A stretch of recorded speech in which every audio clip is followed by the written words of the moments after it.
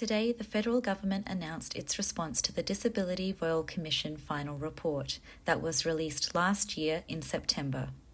Throughout the 12 volumes of the final report, 222 recommendations were made, with 172 of those sitting under the responsibility of the Commonwealth Government.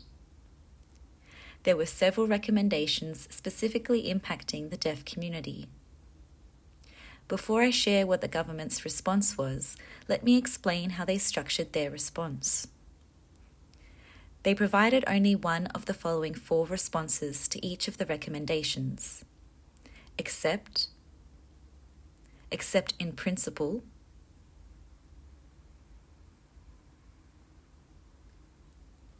note, subject to further consideration. So what was the government's response to the 5 key recommendations for the deaf community? The first one, Establish a Disability Rights Act, reflects the need to have the rights of persons with a disability to be legislated rather than to rely on the current Disability Discrimination Act. The government response to this is subject to further consideration. For the past few years, the government has identified several human rights frameworks that currently sit broadly across the Australian government. They need to ensure that these frameworks and changes to legislation will not contradict other human rights measures. The second relevant recommendation is phasing out and ending special or segregated education.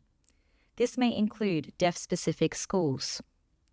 One of the mentioned responses to this was to close all segregated or specialist schools.